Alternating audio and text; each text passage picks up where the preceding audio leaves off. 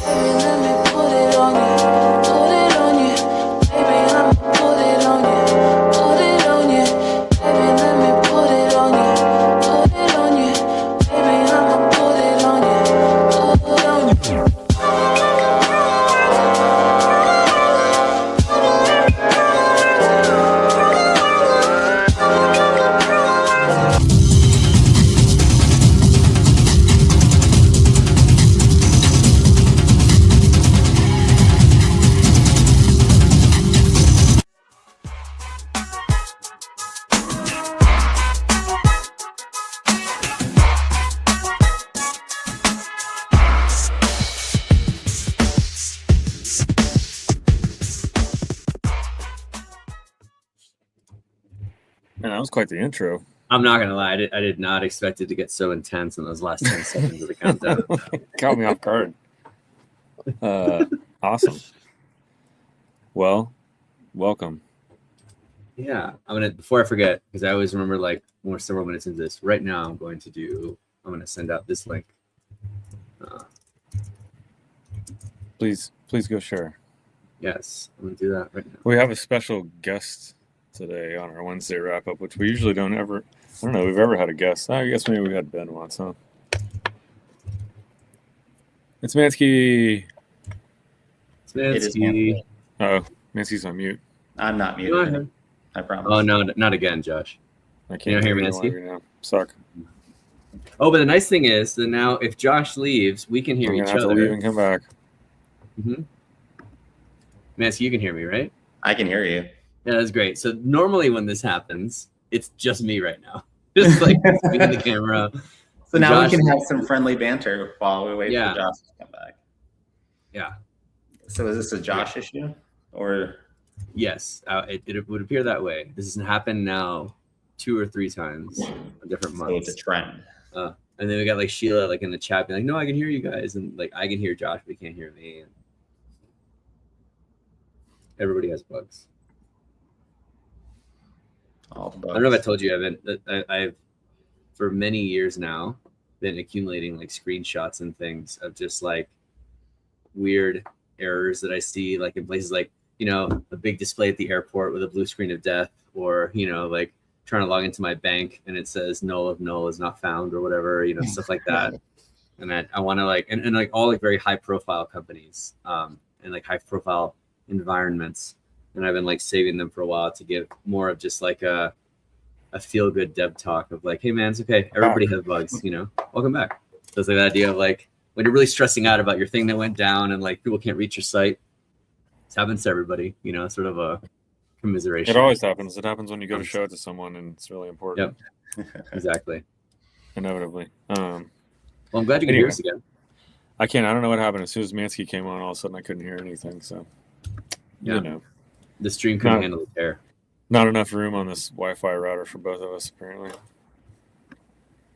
High def Manske. All right. Well, this is our Wednesday wrap up, and we do this once a month. Usually we do it the first of the month, but last week I can't remember what happened, but we couldn't. We usually do it the first Wednesday of the month. Yeah. First Wednesday of the month. Yeah. And I think you were traveling. And Sheila was on PTO, and that's right. And so we were like, you know what? Let's just, instead of you doing it from like a car or a plane, let's just push it back a week. Yep, much better. So anyway, lots of things to talk about. We've got our special guest here too that we're going to go through some stuff. But so we meet once a month to do this, and we talk through product and technical stuff, engineering, what we built, what we're working on, what's coming up, to the extent we can share that.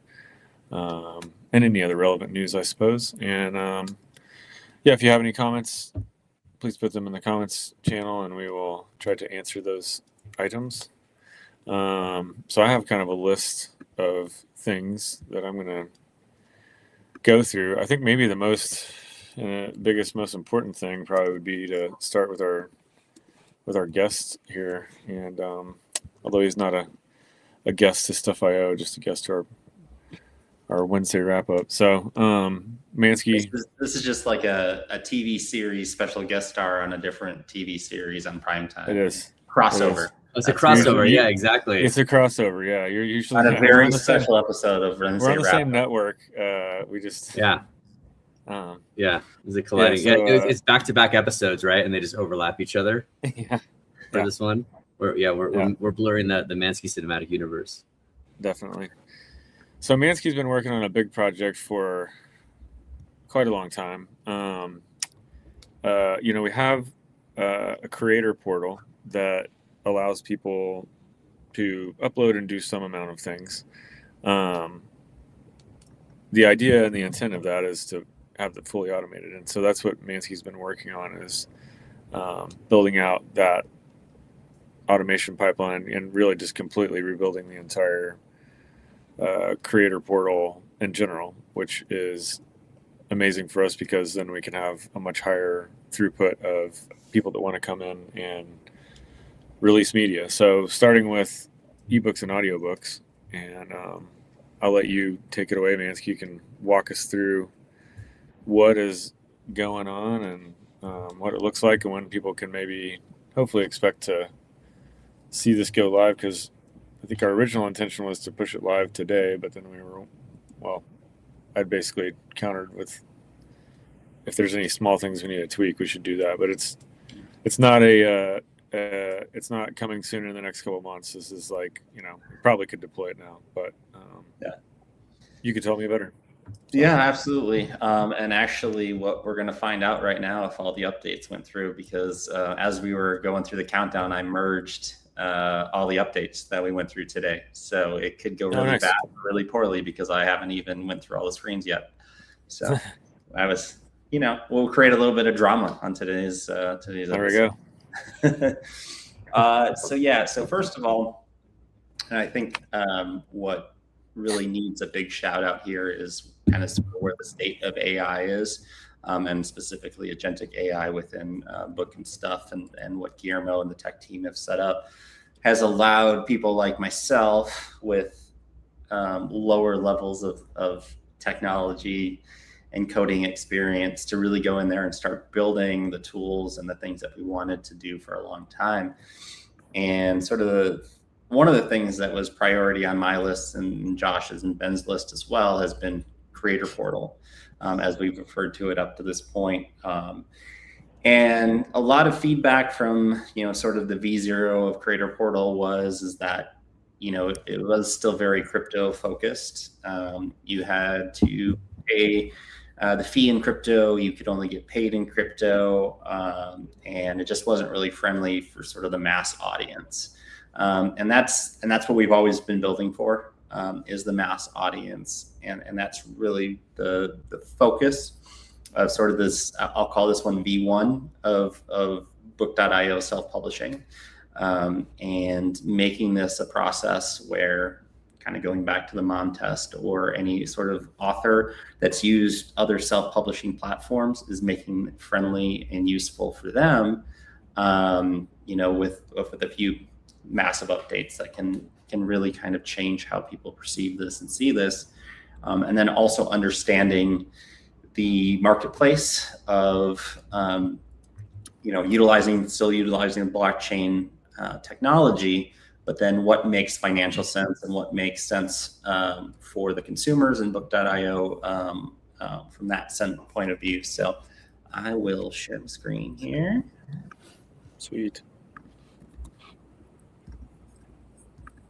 As you're pulling that up, I'll let you focus on that while you're getting it up and running. That's one of those big things too that we've been talking about, folks that have been following for a while, and I'm sure that you've been mentioning it on one newsletter and stuff. That, like, I think for a long time, the blockchain industry across all different blockchains was sort of thinking about everything in a very monolithic way, in terms of like, well, if the solution has any blockchain element, then that must mean that we also have to utilize everything in cryptocurrencies and stuff like that. And those things aren't necessarily true. And to your point, we can take the part that's actually useful from a utility standpoint, and having the things that the ownership be tracked on chain and the immutability to take advantage of those things, but keep the other parts that don't necessarily have to be there by design, and keep those simple if we can, in terms of payments and payouts and stuff like that. So I think that's cool. All right. How's your screen share going? Well, it says I'm presenting. I don't believe it. Oh, I don't see it. There we go. There it is. It was a Sheila function. You guys, yeah, we all report to Sheila. Yeah. Okay. Here, I can maybe make this a little bit more readable here. There you go. Look at that. So welcome to the Book.io self-publishing portal. And one of the things that, besides the name of it versus Creator Portal, is we really wanted to make it very evident that this is a self-publishing platform for books. So we've trimmed down the ability to only do ebooks and audiobooks out of the the book.io self-publishing portal. So go back and forth, choose ebook, choose audiobook. We've got our terms and agreements, as we always have. And a few things that you'll notice here is that you'll actually see what fee would be charged down here. And I'll actually get into that a little bit more, because this is really just the terms and conditions, which really haven't changed that much overall, just sort of as we get into it, what the self-publishing platform looks like. So some of these screens, if you guys have ever used the publishing platform, creator portal, look extremely similar. So this is really where you're just uploading your information. There's a little bit of better quality of life uses in here, like we automatically have English at the top of the list, so you don't have to scroll through all the languages. We have sort of a publishing rights here, that you own the rights, or if it's a public domain. So that's another update that we're looking to do, is allow public domain works to be sold through the platform, just to give, kind of be on par with the rest of any of the self-publishing platforms out there. And then you have your biography, headshot, things like that. So not a lot has changed here. If you've never used it before, this is really the meat and potatoes of the book or audiobook that you're gonna release with book.io, including the cover, the actual ebook itself or audiobook, then what your landing page will look like. And there's an awful lot of things that we're gonna actually update on this, so that you guys as creators can actually have your own page and have additional information in there. So this is really sort of the V0 of the update. So we're gonna look forward to some additional different information and things like that that will lead into you as a creator kind of controlling your audience and how you're presented, without having to write us an email and be like, hey, my bio's out of date. I've had 3 kids since we put out the first book. Let's go ahead and update that. So really as user-friendly as possible. And what you'll notice is that there's not going to be any mentions of crypto or blockchain at all. Why, Manske? Well, because people are scared of crypto and blockchain. And we really are, beyond being focused on the masses, right? It's how the sausage is made is not as important as people being able to get their books published out there. So we want it to be as straightforward as possible. And because there's no crypto listed, that's because they can not only pay in fiat, they can get paid in fiat. So now on the pricing page, we have sort of broken it down to different number of units. So if you want to say, hey, I want to create 5,000 units, right? Because there's a select number of books that can be sold, and we'll change that to books and not units. So it's a little bit more straightforward. It still is blockchain based. So we're actually switching over on this platform. For those of you that are interested in such things, we're going to utilize the base blockchain for minting these books and audiobooks. And that has to do with cost to mint, cost for sending and receiving, and just overall keeping the creators and the book.io side fast and easy to use without running into any hurdles, network slowdowns, things like that. So utilizing base, the price point to begin with, and I'm going to tease a little bit here. You'll learn a little bit more about the price point at the end. So the standard ebook creation right now is $40 USD, and that will get you 4,000 total units, or actually it can be up to 5,000. I'm sorry, 5,000 total units, up to 5,000 total units, because you can actually type in a custom amount and say, hey, I only want to make 420 books. And that's exactly how many will be made. So you can go with the standard 5,000 units and put in your price point down here. and it gives you your estimated split. So now if you want to pump it up and say, hey, my name's Josh Stone, I'm kind of a big deal, and I'm going to create 500,000 units. Well, that see the additional charge there. And why is there a charge at all, Manske? Well, there is a charge because we still are blockchain based. So we're actually physically creating these unique ebooks and audiobooks. So there is a storage fee, there are creation fees, and there's back-end hosting fees as well. So with a traditional ebook, audiobook distributor, right, it's a single file on a centralized platform that they're pulling down. With here, it's decentralized, it's on the blockchain. There's all the amazing transparency and tracking of blockchain. So there are additional costs and fees involved for us to have additional units and things like that. But we think that we've worked out a pricing strategy moving forward, which I think everyone is going to be happy with, especially as we start to trial this. Again, just hint, hint, wink, wink, as we get through this presentation of what creators can expect over the next couple of weeks. So really straightforward. The pricing is transparent. Again, if you even want to make more, than the free amount or the included amount. So let's say you want to mint $420.69.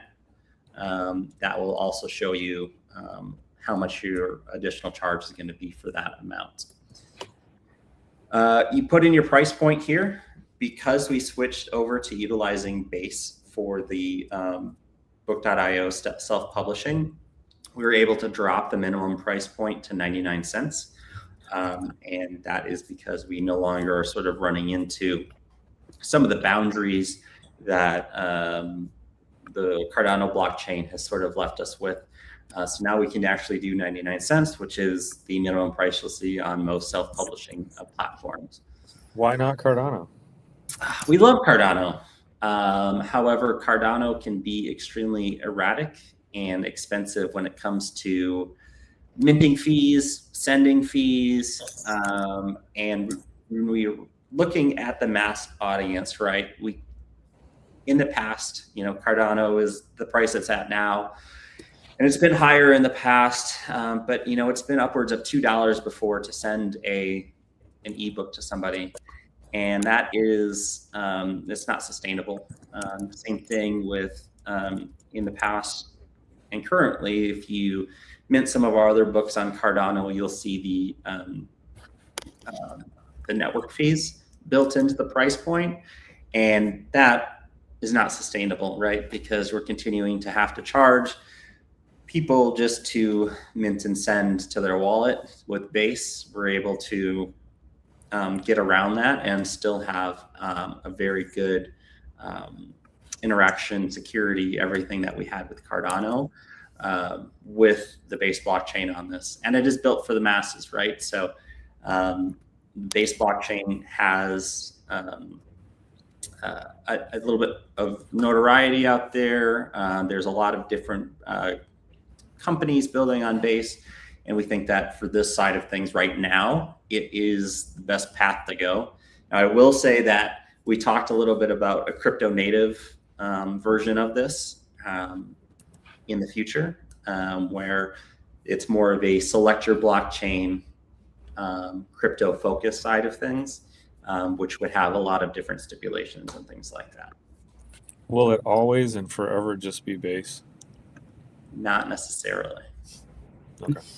I'm giving you softballs because No, that's great, man.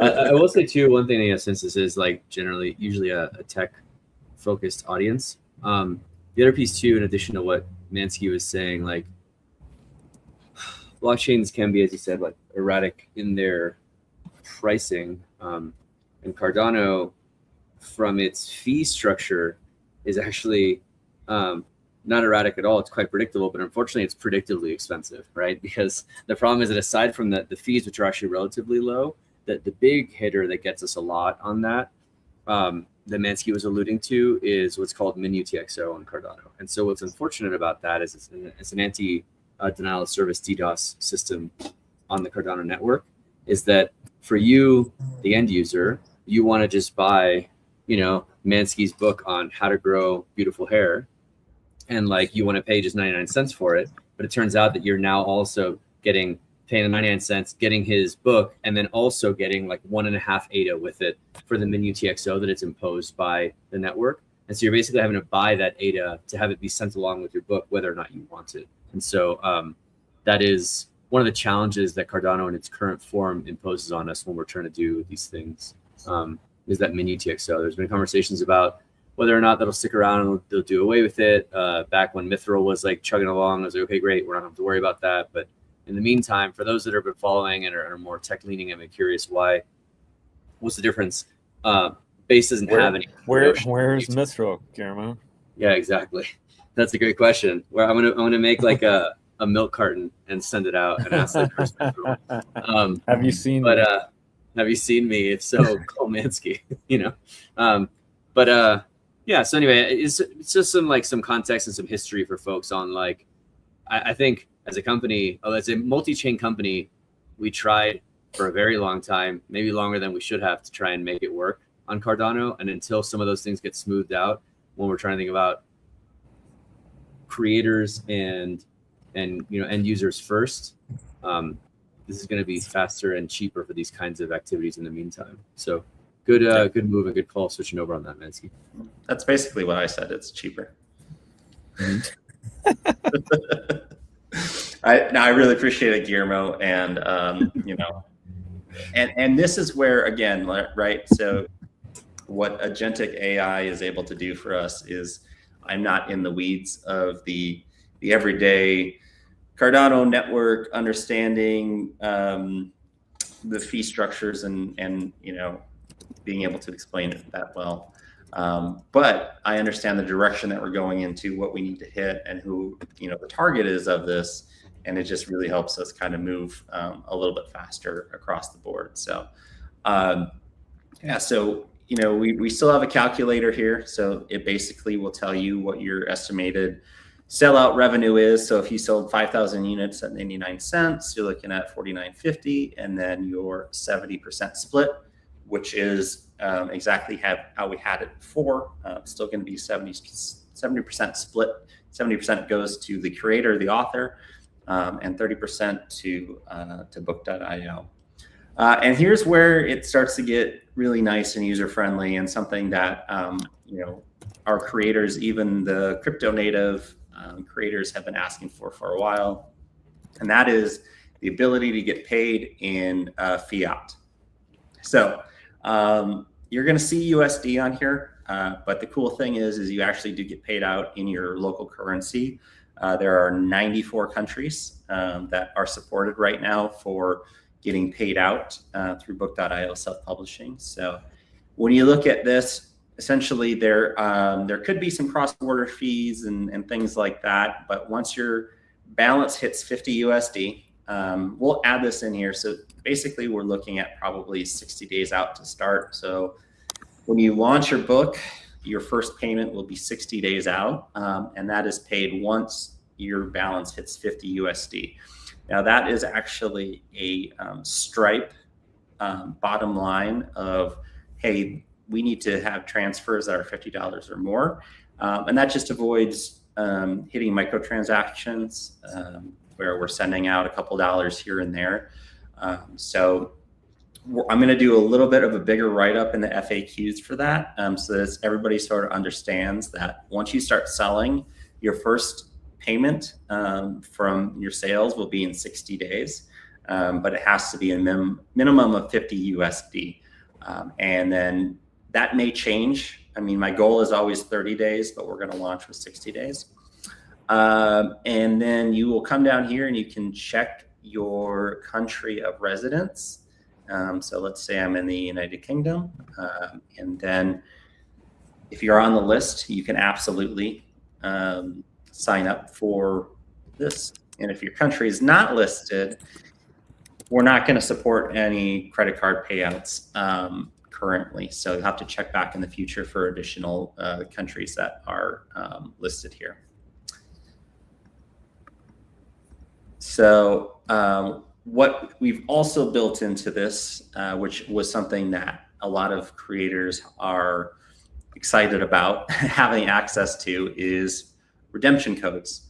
So right within this flow, when you're creating your mint, you'll actually be able to create redemption codes, which allows you as a creator to either send out free copies of the book or free units of the book, so that, hey, I want my brother to read it, I want my mom to read it, I want all the publishers to read it. So we'll actually generate codes for you, send those codes to you, and then you're able to do what you want in terms of sending those to people, utilizing for yourself, creating your own gift cards.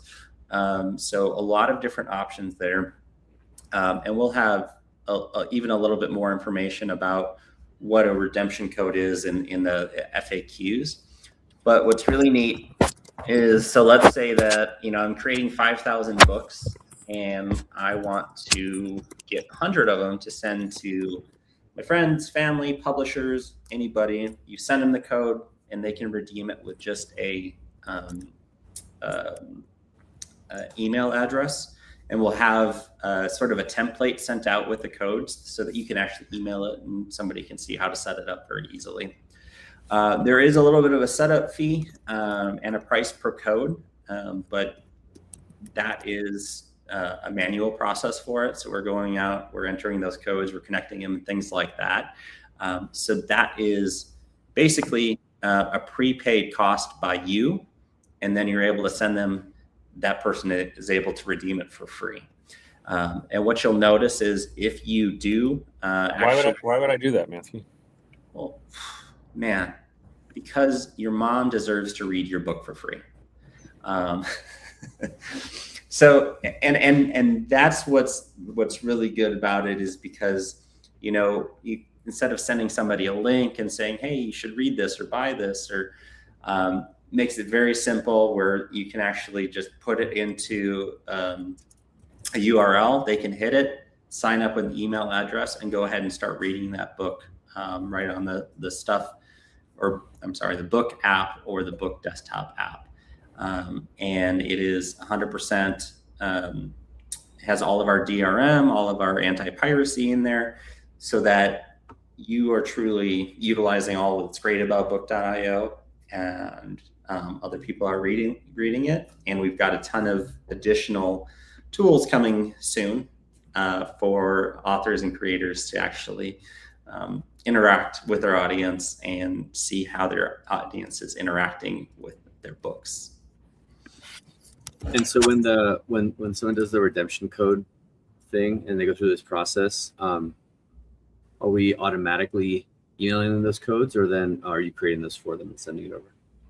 So we're creating the codes for the individuals. So we'll send you over a file that includes all the codes, and then instructions and the template of, like, hey, if you want to send this to somebody, this is a good template. Just stick that code in there for them, and they're able to email it out. Yeah, that's so cool.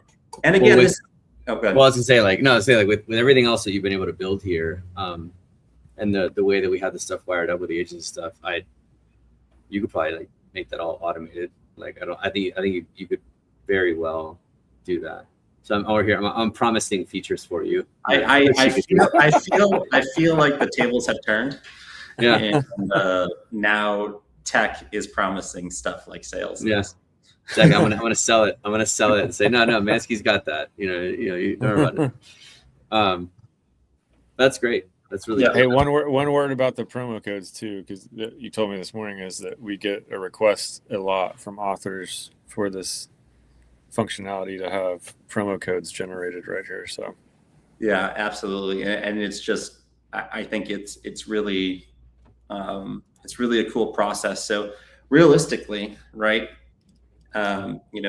we will list your books on book.io, but, and this is where you can start to really imagine what a book.io powered ecosystem is, where we don't necessarily want to be the people that have to control everything. And this is kind of just off the cuff, so maybe I'll make Josh mad or not. But let's say that I don't want to control it. I want to let people publish whatever the hell they want. Exactly. So if I want to do 5,000 redemption codes, right, and I'm creating, and I want book.io to create 5,000 books, and I want 5,000 redemption codes, that means that all books will be reserved for the redemption code. And that big blue banner at the bottom says, since you used every single book as a redemption code, it's not going to be listed for sale on book.io because all of those are reserved for redemption codes. Now you have a stack of 5,000 redemption codes that you could sell, give away, host on your own website. Take the book shows. Yep, exactly. And the reading will still be done. Make your own little cards with a scratch off code on the back. Exactly. So now you have the power as a creator to go and sell individually, right? So maybe you are going to like a book show, right? And people come by and you're at a table and they're like, well, I don't want to buy a physical book. Cool. Well, I actually have these gift cards of my ebook, and they're able to read it on the book.io app. So it really is total flexibility. And it is starting to open up that world of the author having the power to choose how their media is distributed. So another note, just in terms of how this all works. So anytime, let's say that you don't want all 5,000 units to be redemption codes. Let's say 2,000 of them want to be redemption codes. We will only offer for sale then 3,000, since 2,000 are reserved for redemption codes. And you'll notice your the sellout and the 70% split is all calculated off of that. So you can sort of see like, okay, so if I sell 3,000 at 99 cents, this is going to be my take home on that. Just calculated out of the redemption codes right there. And this is something that Josh yelled at me about this morning, and I made happen quickly. Much more accurate. I like it. This is the screen I have not looked at yet, so we'll see how this goes. We just have one disclaimer. Oh, I love that confidence.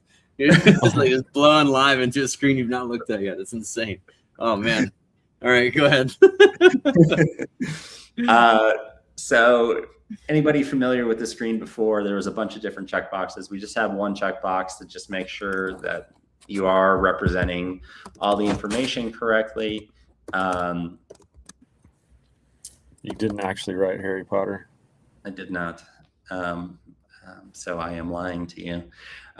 Put in your information, and then what I think is pretty neat about this too, because a little segue, we're still going to allow stuff token to be paid to actually pay any fees that you might have. Right now, it's only going to be for if you have the minimum amount of, so it's $40 right now for ebooks, $30 for audiobooks.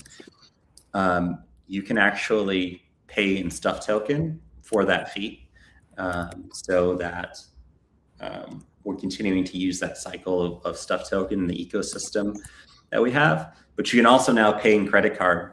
So if you want to pay the $40 fee or your promo codes in credit card, you can absolutely do that. And we're just utilizing Stripe. So the payment's going to be pretty similar flow to what you're used to for actually buying assets from us.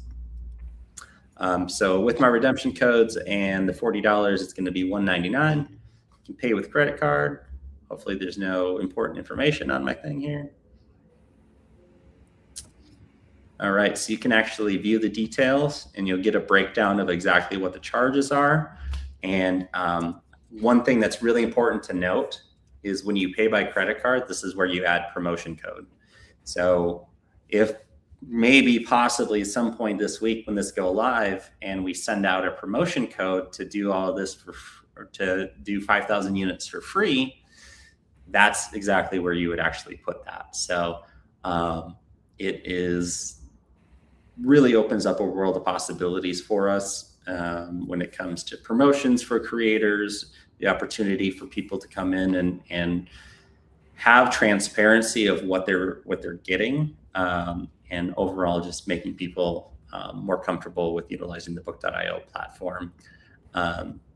One of the other things that you'll notice is this page, the whole flow looks a little bit different, a little bit different styling. So that's sort of a hint, hint, wink, wink, nudge, nudge as well. So in terms of timeline, I guess we kind of talk about that, right? Yeah. So the goal is, since those screens went pretty well, we're going to say by the end of the week that will go live. They were minor changes, but I nervously laugh. Yeah. That's great. Excellent. Very, very cool. Yeah, thank you for walking us through it. That took a bit longer than I thought it was going to take. So, no, it's good. It was thorough, and people have been waiting for this for a while. Yeah. So I'm glad that. And the hint, hint, wink, wink, nudge, nudge on the coupon codes is that we're going to offer the best discount ever when we launch this thing this week. So if you guys have any books or audiobooks that you're looking to self-publish, this might be a good time to get it ready. Awesome. All right, a couple more things we can hit on here, and then maybe wrap up slightly early. So as we mentioned before on here, we launched the Galley Forecasts product, which allows people to upload before they upload to the creator portal. They can upload their manuscript and get some feedback on that version and how they might want to market it, things they might want to change, inconsistencies.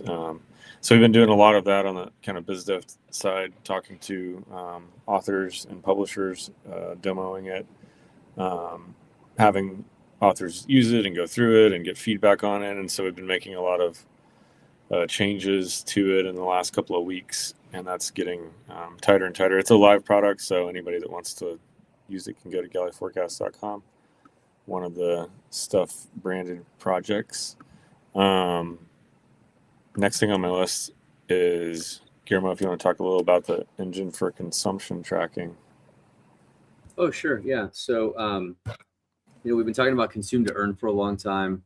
I know folks have been curious about that. A prerequisite for that was consumption tracking. So we've had parts of that have been in the works for a while, and we've recently now fully built out some different end-to-end elements that can capture the actual progress through both ebooks and audiobooks.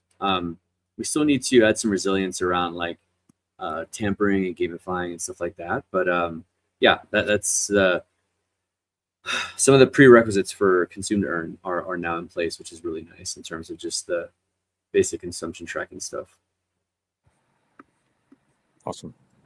Also, there have been some questions. Ben had made me aware. A while back we had mentioned a token buyback, and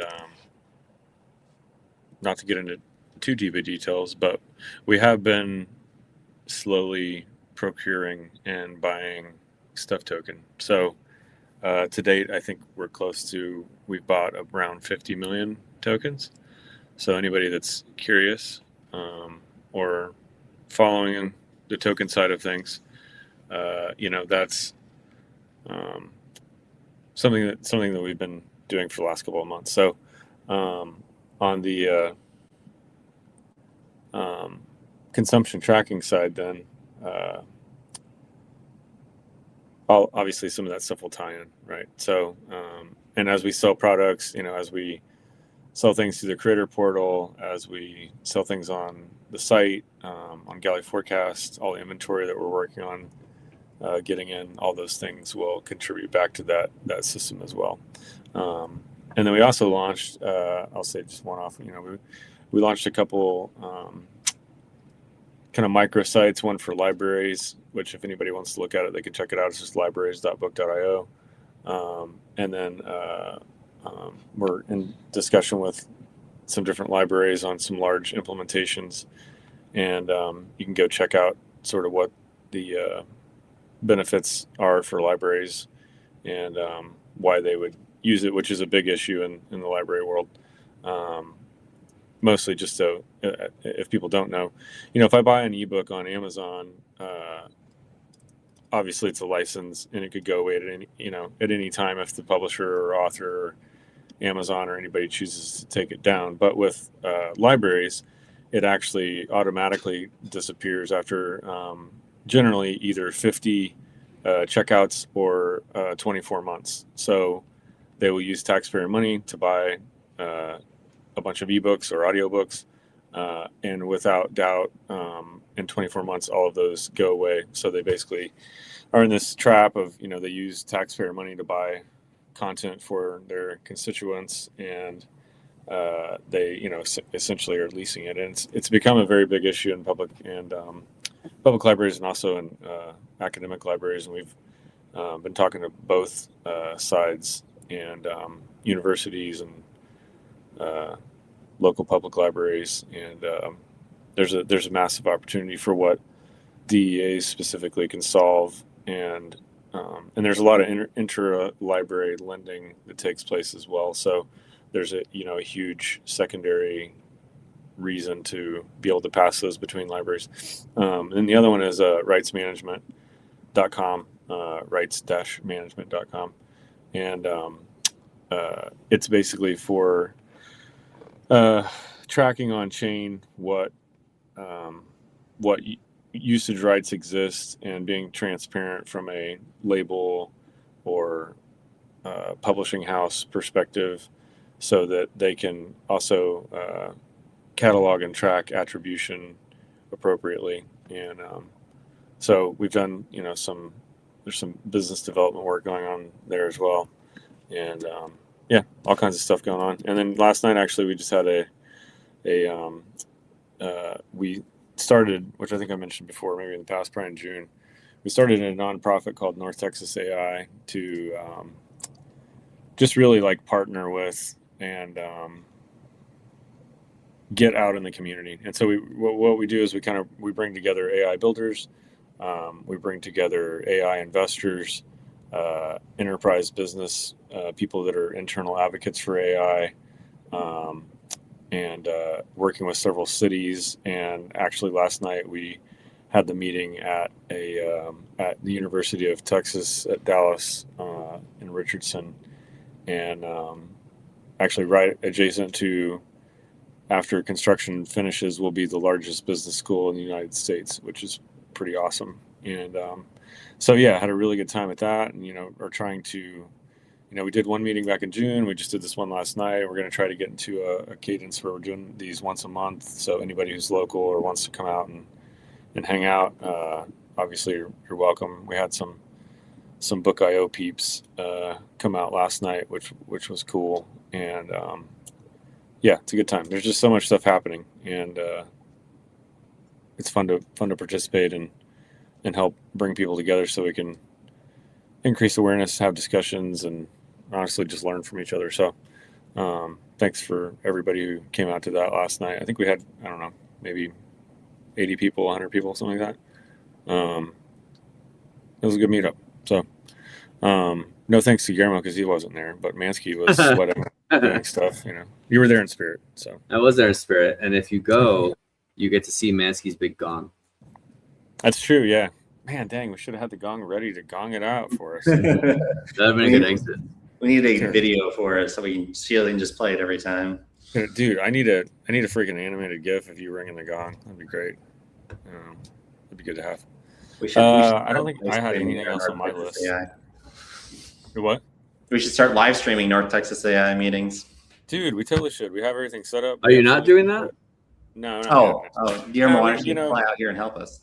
Well, the first time we were like, is anybody going to come to this? And then there's 100 people that showed up. So we were like, oh my gosh, people actually care. And so this time I think we had close to 150 RSVPs.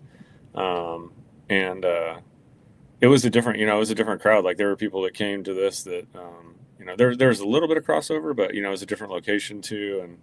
And I I think, yeah, it was good. So, you know, we have one in the works for next month. Maybe we could align it so you're down here and come to one. Yeah. You know, it's a good time, you know, getting 100 people together to just chat about who's building what. And, you know, there's all kinds of crossover. There's, you know, fintech and healthcare, and, you know, there's people using crypto for different things and integration stuff and systems. And, you know, like what I find most fascinating, I think, are some of the enterprise people that are just there because they're curious about AI and they want their larger organizations to adopt it, and they're trying to figure out what that means. And just, you know, the project that we, you know, have mentioned a couple times that, you know, is a large project for us. A lot of it's like AI based, and yeah, it's just everything's changing fast, and we're trying to keep up with it. So trying to learn from each other, and I think have at least a couple hours a month that I'm not talking to my agents and I have to talk to real people is a good thing. You know? So anyway, force human interaction. Force human interaction. You know, I mean, I could. Look at you, you know, look at you, Josh. You're becoming a dev now too. They're still texting me on my phone. My agents are, so it's hard to peel away. So anyway, what else? We don't have any questions, I don't think, did we? Let's see. Oh, Paul said great backdrop, Josh. Yeah, I have a bunch of our I've got the Gutenberg number 9 or number 10,000, I think. Yeah, up top, and some of our old covers. I probably should put some new ones up in here, but whatever. That was our only comment, so I think we can wrap up early. I think so. That's cool with me. Yeah, good job, Manske. That was great. I'm stoked really to see the new iterations and can't wait to see the automated promo code generation sent out. No doubt. Super exciting. I'll call you when it breaks. Yeah, that's true. That is true. Yeah. Cool. Awesome. Good stuff. Sweet. All right, guys. I guess we can wrap it up. Thanks for tuning in, and we will see you guys at the beginning of September. See you next time. Thanks, everyone. Later.